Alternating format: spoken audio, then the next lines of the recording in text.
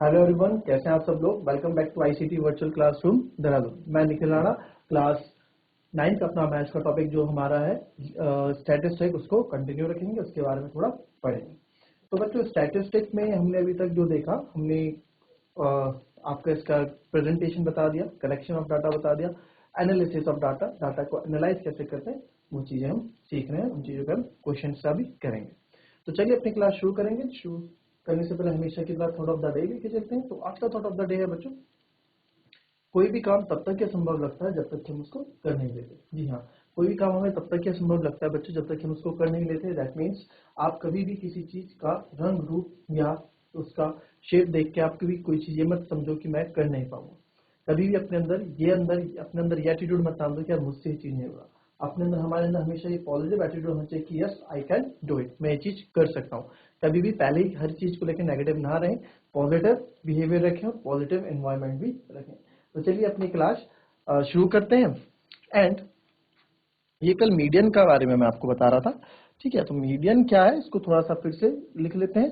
पहले आप इस मीडियन के बारे में लिख लीजिए, फिर इसको हम फिर लिखने में फिर इसको समझेंगे अच्छे से। मीडियन क्या है? Median is the middle value, नाम से पता लग रहा है मीडियन।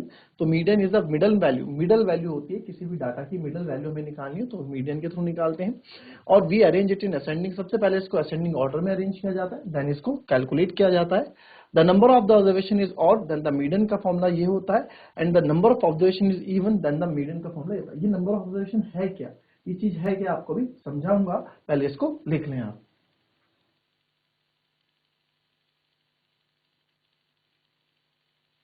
अब देखो, आपको लग रहा होगा, जैसे भी मैंने आपको बोला, कोई भी काम तब तक ये संभव लगता है तो हम उसको कर नहीं लेते। यानी कि आपको दिख रहा होगा फॉर्मूला देख के, आपको लग रहा होगा यार ये बड़ी टफ चीज है, बट ये टफ चीज बिल्कुल भी नहीं है, बहुत इजी चीज है। वो कैसे? अब नंबर ऑफ ऑब्जर्वेशन है इसके लिए इवन, पहले ऑड की बात करते हैं, ठीक है। If the number of observation is odd, number of observation होते क्या है कि कितनी चीज, जैसे मीन में नंबर ऑफ ऑब्जर्वेशन था, वही नंबर ऑफ ऑब्जर्वेशन यहाँ पे कहलाता है। अब देखो यहाँ पे फॉर एग्जाम्पल मेरे पास यहाँ पे 7 बॉल्स है, 1 2 3 4 5 6 7, ठीक है। या 5 बॉल्स आपके पास है तो 7 ही रहने देते, ठीक है। थोड़ा बड़ा इसको बना देते ताकि 3 4 5 6 7, ठीक है। तो 7 बॉल्स है। तो मीडियन, अगर मैंने आपको बोला यार बीच वाला कौन सा है, बीच वाला पार्ट इसमें कौन सा है, तो आपको साफ बोलोगे सर ये बीच वाला पार्ट ये दिख रहा है ना, हमें साफ दिख रहा है कि सर बीच वाला पार्ट ये है, ठीक है। यानी कि 1 2 3 4 5 6 7, यानी जो चौथी बॉल है वो बिल्कुल बीच में, तो इसका मीडियन जो ऑब्जर्वेशन को, फोर्थ ऑब्जर्वेशन इसका मीडियन हो जाएगा। तो अब इसके अकॉर्डिंग देखते हैं इसकी कौन सी ऑब्जर्वेशन, इसके अकॉर्डिंग देखते हैं। अब देखो n+1, n कितना है बच्चों, n यहाँ पे कितना है 7, नंबर ऑफ कितनी बॉल थी 7, ठीक है। अब फॉर्मूला लगा दो n+1/2, तो n+1/2 यानी कि 2th, ये th का बड़ा ध्यान देना, ठीक है, 2th टर्म, तो 3 टर्म, तो n+1+2 यानी कि 7+1 8,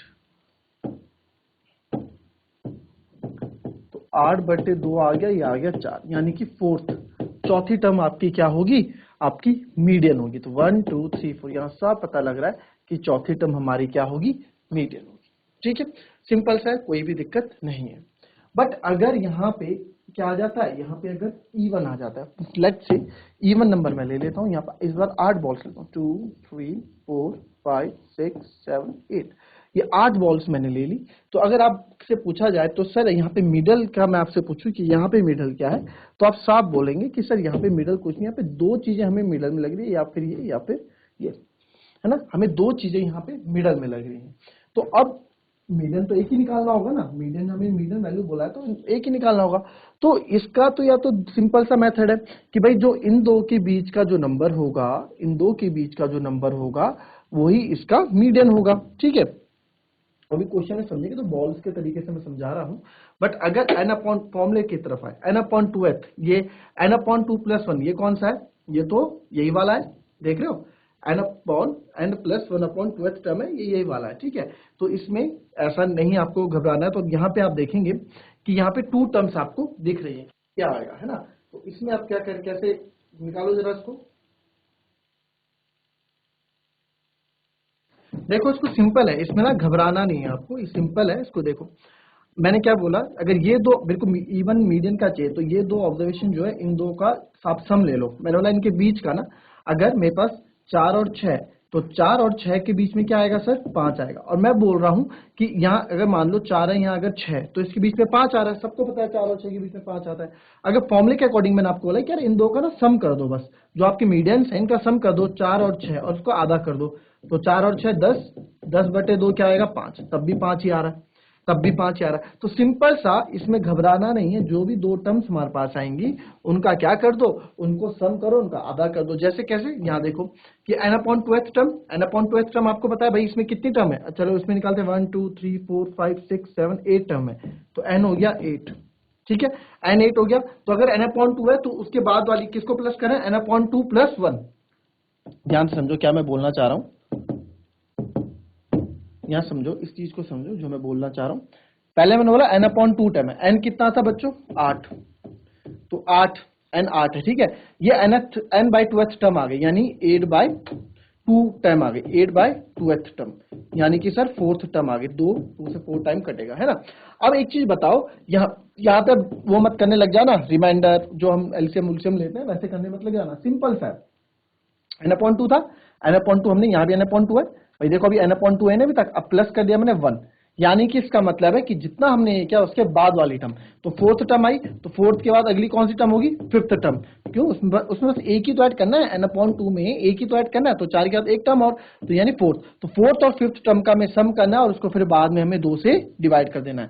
सिंपल सा यही लॉजिक यहाँ पे भी हमने लगाया, कुछ भी इसमें अलग नहीं था। तो n/2 2th plus n/2 plus 1th term इसमें क्या है, बहुत सिंपल से क्वेश्चन है। ठीक है, अभी ये जो ग्राफ आप पढ़ रहे हैं ये आगे आप बहुत अच्छे से इस चीज को पढ़ना, मीन मीडियन मोड को। अभी जब आप आगे 12th के बाद आप आओगे तो बच्चों यही चीजें कंपटीशन में पूछी जाती है, इन्हीं से बच्चे कंफ्यूज होते हैं। छोटी छोटी चीजें अभी क्लियर नहीं होती है तो आगे जाके ये दिक्कत देते हैं। ठीक है, तो n/2 n/2 + 1 कोई भी रटने की जरूरत नहीं है, सिंपल सा है भाई। इवन नंबर है, दो देख लो, जो दो के बीच के देख रहे हैं उन दो को जोड़ दो और उसको 2 से भाग कर दो, या फिर उन दो के बीच का नंबर निकाल दो। आपको 2 के बीच का नंबर निकालना नहीं आ रहा है, कभी कभार हो जाता है कि भाई अगर दोनों लगातार नंबर है 2 और 3 है, 2 और एक, तो ये तो एक छोटा नंबर है, 2 और 3 का बीच का नंबर क्या होगा, 2.5 होगा, है ना।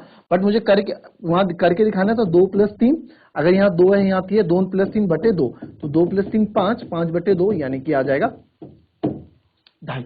ठीक है, ऐसे आ जाएगा। तो ये आप कॉपी कर लेना अच्छे से। इसमें एक क्वेश्चन भी हम ट्राई करेंगे, पहले इसमें जो आपको लगना है आपके अकॉर्डिंग वो कर लो। सिंपल सा कुछ नहीं है, n/2 उसके बाद n/2 + 1। ठीक है, एलसीएम उलसीएम मत ले लेना, जो टर्म आई उसके अगली वाली इसमें जोड़ देना, बात खत्म।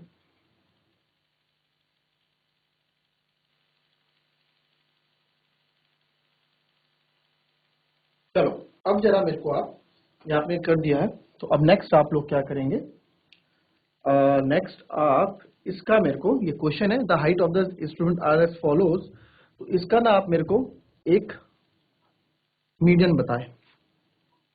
क्वेश्चन इसमें लिख दें, find the median as follow,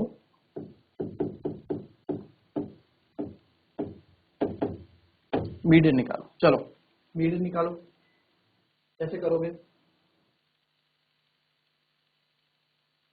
अब देखिए आप कि इसमें क्या है, हमें मीडियन निकालना है ना। तो मीडियन पर आप देखेंगे 1 2 3 4 5 6 7 8 9। आपने यहाँ नंबर ऑफ ऑब्जर्वेशन देखे कि सर यहाँ पे 9 ऑब्जर्वेशन है। अब ऑड है तो ऑड में तो हम एकदम देख के बीच वाला पहचान लेते हैं ना। आप बोलोगे 1 2 3 1 2 3 4 5 बीच में देखेंगे यार बीच वाला ये, तो ये मीडियन हो जाएगा। अब आपको ऐसे तो नहीं करना, आपको तो नंबर चाहिए भाई, कॉपी में नंबर चाहिए ना। तो कॉपी में नंबर चाहिए, आप बोलोगे सर बिकॉज, लिखने का तरीका हमारा ये होगा, बिकॉज देयर इज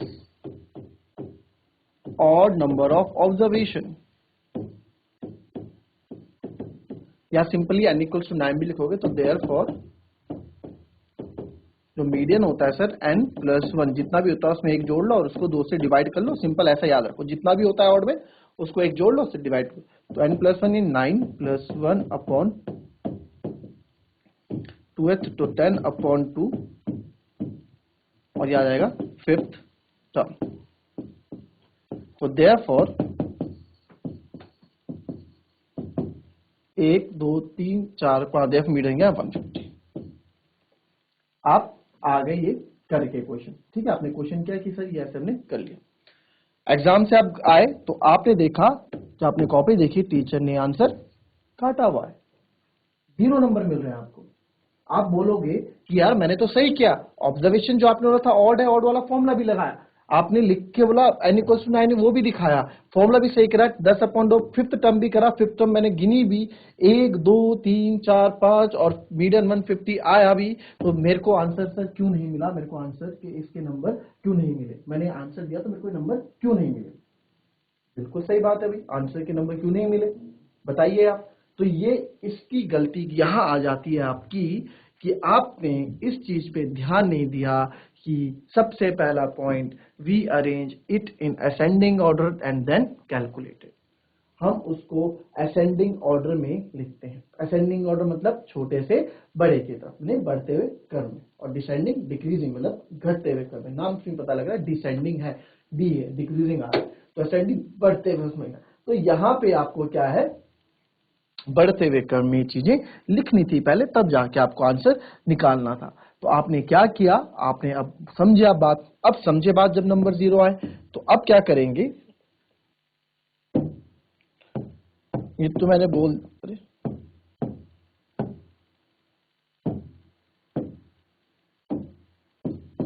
ये तो बोल दिया, ये तो आंसर क्या है, गलत आ गया।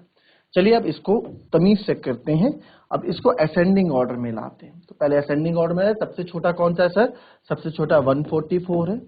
उसके बाद 144 के बाद हमें दिखा 145, 145 के बाद दिखा सर 147, और कुछ दिखा नहीं, 147 दिखा सर। फिर 147 के बाद 148 दिखा सर। 148 के बाद हमको 149 दिखा, यहाँ जगह कम है, बट 149 के बाद 150 दिखा। इसको थोड़ा और ऐसे लिख लेते हैं ना सर। चलता 144, फिर था 145, 147, 144, 145, 147, फिर 149, 144, 145, 147, 149, फिर 150, नहीं 148 भी तो है, 148 भी तो है लास्ट में, 49,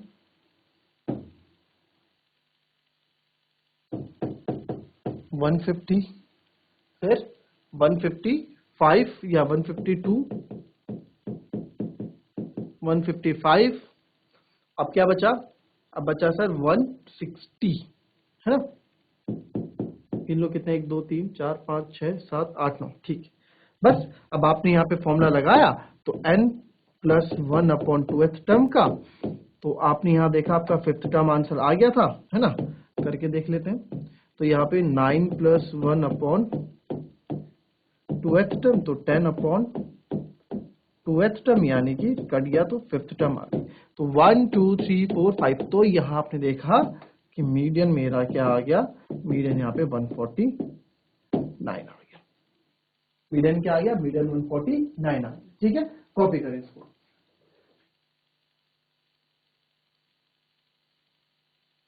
चलिए हो गया।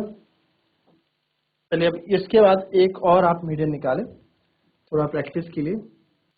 आपके पास है 6 7, ठीक है, 10 12 13 4 8 12, ठीक है। Find median of the data.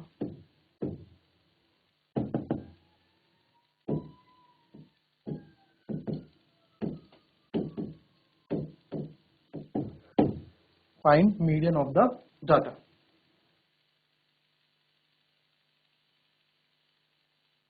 चलिए अब देखिए, इवन नंबर था हमारे पास, ठीक है। तो इवन नंबर के लिए कुछ भी नहीं करना है, आपको पता है। आपको देखना है पहले सर नंबर ऑफ ऑब्जर्वेशन क्या है। हमेशा ही गलती नहीं करनी, नंबर ऑफ सबसे पहले आपको अरेंजमेंट करना है। नंबर ऑफ ऑब्जर्वेशन बात की बात है, सबसे पहले अरेंजमेंट करने की आदत डालो। ऑब्जर्वेशन तो हम करेंगे।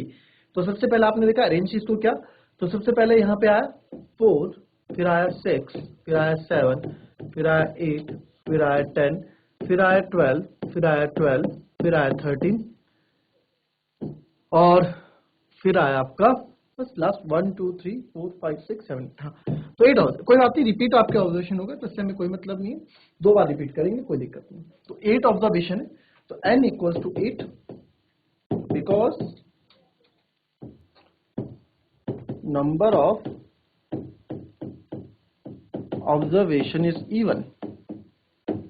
तो देयरफॉर आपको पता है क्या होगा, मीडियन क्या हो जाएगा, सिंपल n+1 यानी कि n/2 8/2th term plus 8/2 plus 1th term, भाई यही तो होगा 8/2th term plus 8/2th term और divided by 2 n/2 plus n/2 8/2 यानी कि सर 4th टर्म तो ये हो गई प्लस 5th टर्म, ये 4 तो आपको पता है कि 4th है, 4th से प्लस 1 है, आपको यह करने की जरूरत नहीं है, आपके लिए 5th टर्म डिवाइडेड बाय 2।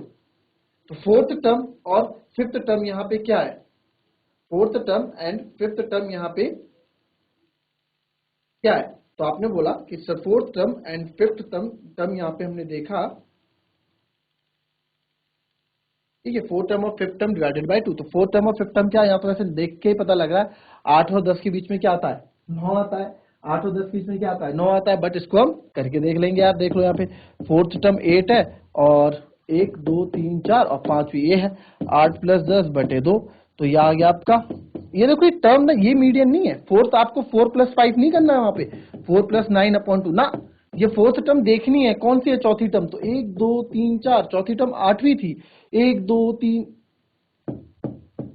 ठीक है, तो हमें देखनी है कौन सी है, तो 1 2 3 4 5, 5वीं टर्म 10 है, तो 10 हमने रख दिया 0.2, तो 18/2, तो यहाँ पे आ गया 9, तो इसका जो मीडियन आ गया आपका, इस डाटा का जो मीडियन है वो है 9।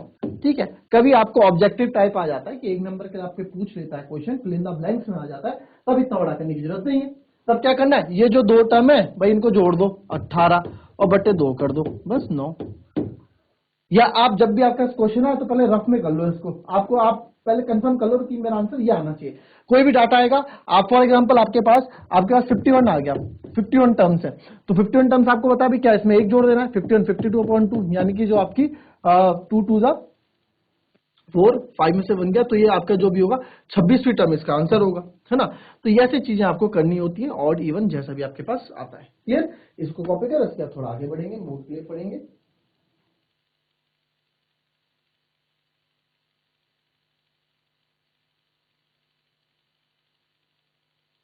चलिए, अब लास्ट और बहुत छोटा सा टॉपिक रहा जो कि आपका विद इन मिनट में आपका टॉपिक खत्म हो जाएगा, वो है आपका, तो इसको मोड को मैं आपको लिखा देता हूँ, मोड है क्या, मोड होता क्या है, उसके बारे में आपको मीन मीडियन मोड तीनों के बारे में हमें जानना है। तो मीन मीडियन हम जान गए, now we will look for the mode.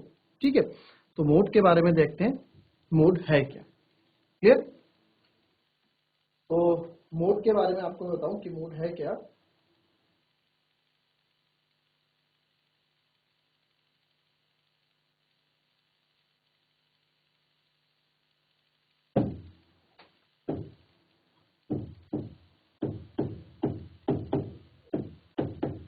Mode होता है, mode is an observation with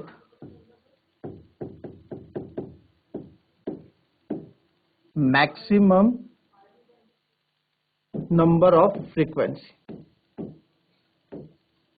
यहां पे क्या है, फ्रीक्वेंसी क्या है, an observation with maximum number of frequency, क्या है ये चीज, यानी कि वैसा ऑब्जर्वेशन जो सबसे ज्यादा बार आएगा वो मोड होगा। सिंपल सी बात, जो जितनी ज्यादा बार रिपीट कर रहा है, फ्रीक्वेंसी मैंने आपको बताया था ना, फ्रीक्वेंसी वर्ड मैंने आपको बताया था, फ्रीक्वेंसी वर्ड क्या होता है, फ्रीक्वेंसी मतलब कितनी बार रिपीटिशन है, कितनी बार रिपीटिशन है, रिपीटिशन है ना,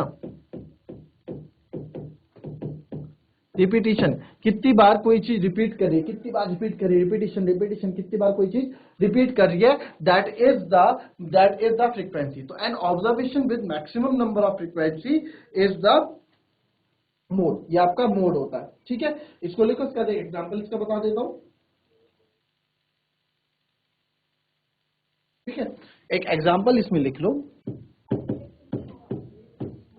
7 12 17 7 9, 10, 48, 50, 7, 11, 7। तो अब आप यहां देखेंगे कि कौन सी चीज सबसे ज्यादा बार रिपीट हो रही है। तो यहां मैं देख पाऊंगा कि यार एक बार 7 यहाँ है, एक बार 7 यहाँ है, एक बार 7 यहाँ है, 4 बार तो 7 आ गया। फिर और कुछ और कोई चीज रिपीट और हमने देखा और कोई चीज रिपीट हो रही है, और कोई चीज रिपीट हो रही है। और हमारे पास अगर जैसे यहाँ 11 रिपीट हो रहा है, 11 कितनी बार आ रहा है? 2 बार।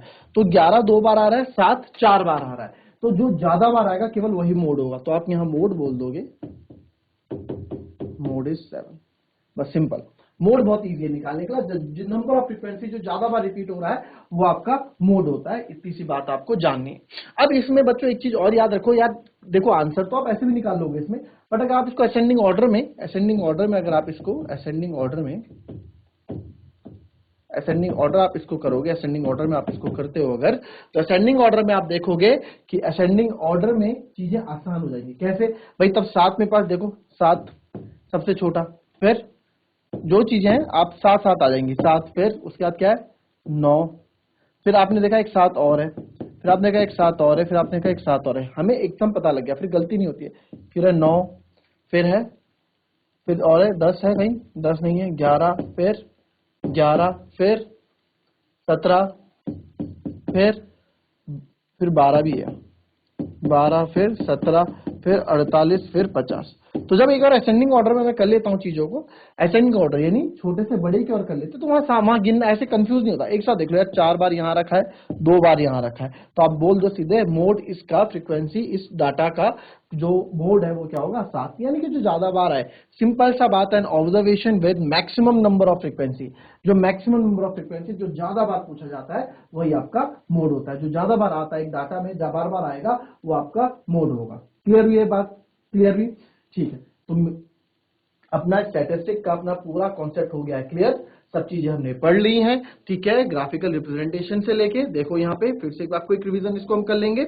ठीक है, कलेक्शन ऑफ डाटा। सबसे पहले होता है क्या हमारा? Primary data, secondary data. Primary data जो हम खुद से लेते हैं, सेकेंडरी डाटा जो जहां से हमें सेकेंडरी डाटा में आता है, जैसे प्रिंसिपल वाला एग्जांपल मैंने आपको दिया था। फिर आता है आपका अनग्रुप डाटा। अनग्रुप डाटा एक होता है raw data, if there is no change in the data and it is in the same form as it is collected, then it is to be a raw data. मैंने ये अपनी 8th class या 9th class से number उठाए कि भाई आपके कितने हैं, आपके कितने हैं, आपके सीधे लिख दिए, जो जैसे जैसे जिसका है। कोई ग्रुप नहीं बनाया, कोई उसके पेयर नहीं बनाए, सीधे लिख दिए कि इतना इतना, जैसे मिला मैंने आगे दे दिया। तो वो हमारा होता है आपका रॉ डाटा। फिर रेंज, डिफरेंस, ये याद रखना, रेंज क्या है? रेंज क्या है? Difference between the highest and lowest number of the data is called range. जैसे इस डाटा में सबसे हाईएस्ट नंबर था 78 और सबसे लोएस्ट नंबर था 25, तो इनका जो डिफरेंस होता है वो किसी भी डाटा का रेंज होता है। क्लियर? ये हमने कर लिया था। फिर आप आगे आए, फिर आपने ग्रुप डाटा की तरफ आए।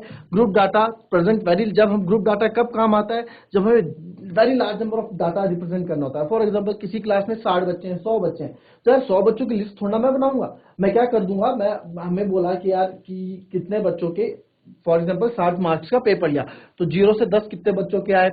10 से 20। पहले आप सीधे, अब पहले बोला अमित तेरे कितने नंबर आए, चिका तुम्हारे कितने नंबर आए, निखिल तुम्हारे कितने नंबर आए, ऐसे रिजल्ट बनाएंगे? ऐसे वो करेंगे नहीं। तो हम क्या करेंगे? हम सीधे बोल देंगे कि भाई 0 से लेके 10 तक, 0 से लेके 9 तक, आपको बताया ना इसको एक्सक्लूड करते हैं। हमेशा बताता हूं इसको हम इंक्लूड नहीं करते हैं, एक्सक्लूड करते हैं, है ना।